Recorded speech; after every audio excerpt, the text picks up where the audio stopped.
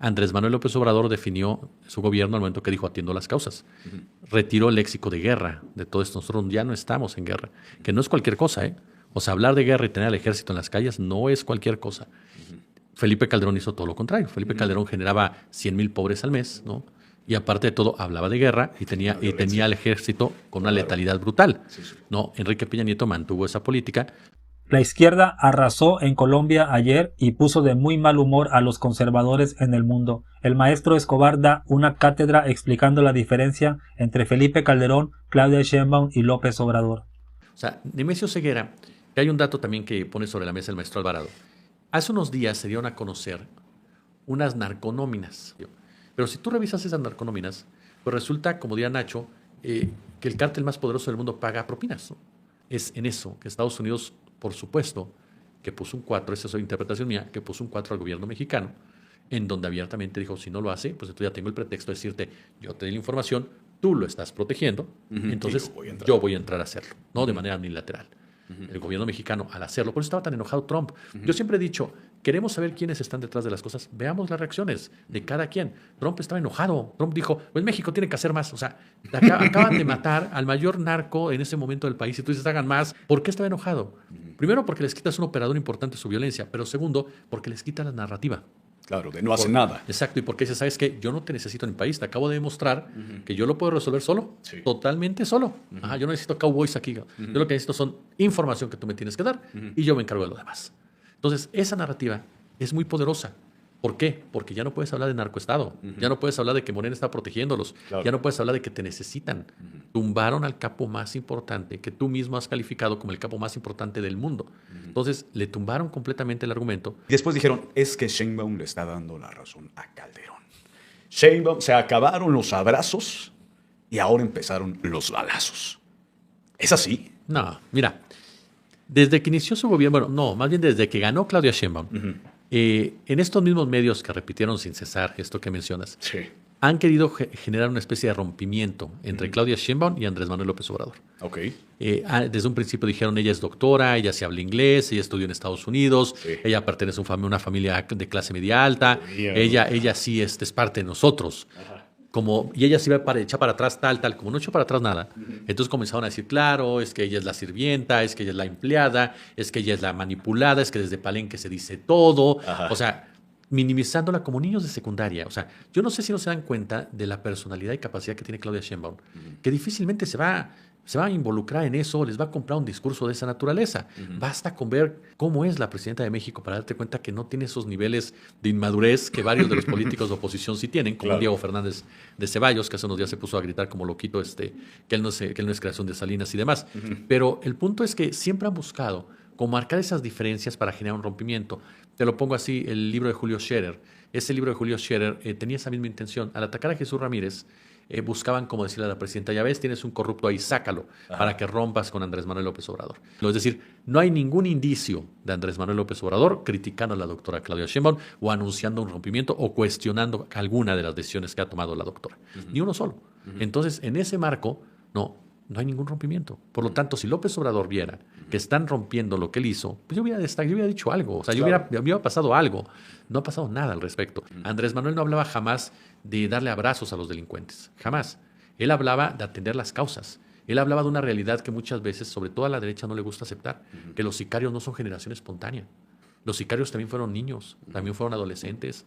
Por alguna razón se volvieron sicarios. Y esa razón tiene que ver con una cuestión socioeconómica, principalmente, con una total campaña constante mediática, otra vez de un poder económico, para justificar tu participación en el crimen organizado como una salida de la pobreza que yo mismo te estoy metiendo. Por eso vemos series, son narconovelas, ¿no? En donde te pintan a Amado Carrillo, Amado Carrillo guapísimo, como José María Jaspic, todo galán, todo varonil, gente que cree que Félix era igualito que Diego Luna, ¿no?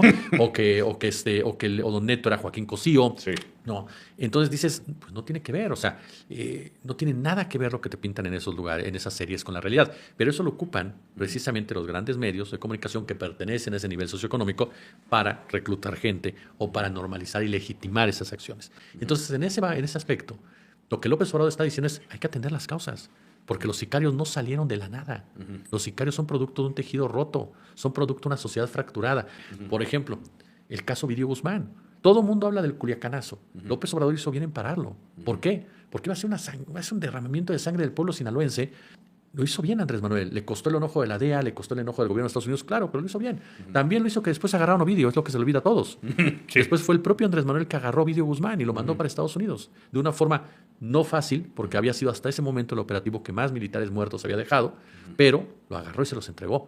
Es decir, les demostró cómo se hacían las cosas y no era nada más al estilo cowboys. Entonces, ¿cuáles abrazos? Detuvo a varios capos, muchos de los que se fueron, que ahora los entregaron, eran detenciones de Andrés Manuel López Obrador. Sí, la mayoría eran de él, sí. Por eso cuando nos dicen, Calderón tenía razón, no es verdad, Calderón jamás tuvo razón, porque hay 3 puntos que son básicos en todo ello. Primero, Calderón no tenía la legitimidad de Claudia Sheinbaum. Okay. 2, Calderón saca al ejército sin ninguna ley que facultara para ello la actuación del ejército. Y así duró años el ejército. Y hay un tercer factor que también se vuelve clave en todo ello, la forma en cómo se enfrentan las consecuencias de. Lamentablemente, sí hubo personas civiles que sin deberla ni temerla perdieron la vida, pero jamás se les dio el trato de daños colaterales. Entonces muchos jóvenes, por eso les dicen, me decía el gran periodista Manuel Gallardo, los pollitos de colores.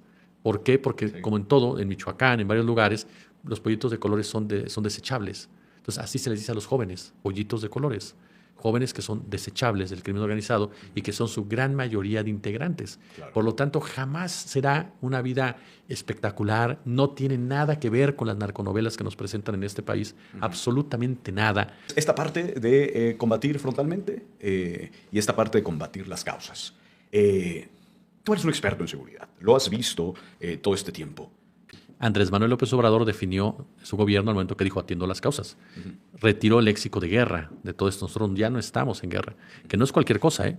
O sea, hablar de guerra y tener al ejército en las calles no es cualquier cosa. Felipe Calderón hizo todo lo contrario. Felipe Calderón generaba 100,000 pobres al mes, ¿no? Y aparte de todo, hablaba de guerra y tenía al ejército con una letalidad brutal. ¿No? Enrique Peña Nieto mantuvo esa política. La cabeza de la Policía Federal con Fox, pues fue el secretario de Seguridad de Felipe Calderón. O sea, fue Genaro García Luna. Claro. ¿Qué hizo Genaro García Luna? Él era el crimen organizado. Él controlaba el secuestro. Él controlaba el narcotráfico. ¿Con quién fue que se escapó el Chapo Guzmán? Con Vicente Fox Quesada. Los presidentes mexicanos durante muchos años, hasta Andrés Manuel, siguieron órdenes estrictas de Estados Unidos para manejar el crimen organizado como Estados Unidos le convenía que se manejara. Salinas repartió el país porque en ese momento lo ideal era que hubiera varios cárteles, punto, que no hubiera monopolio, ¿no? Cedillo ayudó precisamente a empoderar a uno de ellos, que fue Amado Carrillo, porque así era la orden. Hay que poner un capo y hay que manejarlos a todos y manéjalo por acá y demás. Con Calderón dijeron, con Fox dijeron ya no, ya vamos a empezar a construir un solo cártel. México lo que puede hacer es mejorar con la cuestión de la violencia, atacar lo que... Mira, yo tengo una frase en ese sentido que es, si México quiere tranquilizar este país, tiene que reconfigurar el poder desde abajo. O sea, tiene que cambiar el poder. Es lo que necesitas en Michoacán, es lo que necesitas en Guerrero, es lo que necesitas en Sinaloa, es lo que necesitas en Tamaulipas, es lo que necesitas en varios estados tomados literalmente, no por los narcos, sino por el crimen organizado como tal. Muchas gracias. Sí, hubo elecciones ayer en Colombia y los colombianos y colombianas mandaron al diablo a la narrativa de la derecha, a la narrativa del presidente de Estados Unidos, de que solamente la derecha puede salvar al mundo y que mientras seas de izquierda no eres mi amigo.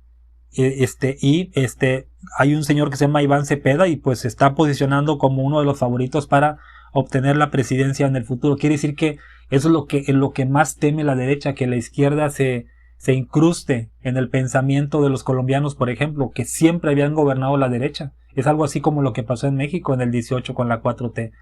No quieren que en México pase o en Colombia pase lo que en la Ciudad de México, que desde 1994 la izquierda ha gobernado. Estaba viendo yo el hospital que inauguró la presidenta hoy, el oncológico para las mujeres, y luego estaba viendo el cablebús y dije, no hombre, pon tú que si hubiera alguien de la derecha gobernando México, pon tú que si hubiera habido cablebús y también el oncológico, pero hubiera salido 10 veces más caro el hospital y el cablebús estaría licitado por una empresa privada, cobrando no sé cuánto dinero. Porque eso es lo que hace la derecha. ¿Por qué crees que el presidente de Estados Unidos invitó a su cumbre a gente que piensa como él? Por ejemplo, si Javier Milei, que tiene destruido a Argentina, o Noboa, que tiene destruido a Ecuador, fueran de izquierda como Sheinbaum, o como Lula, o como Petro, no los invitaría. Los soporta porque piensan como él. Son un desastre, la derecha es un desastre. Entonces, fíjate qué curioso, Colombia tiene bien la economía Petro, Lula ni se diga con Brasil y México con la 4T, la izquierda gobernando, como dijo el maestro Escobar, se está atacando no es Felipe Calderón, porque Calderón creó pobreza y destrucción. Claudia Sheinbaum y López Obrador están atacando las causas, trayendo inversión, desarrollo, pero también abatiendo delincuentes como el Mencho y combatiendo al narco. México no es un narcoestado como lo quiere decir la derecha mexicana. Dime qué piensas.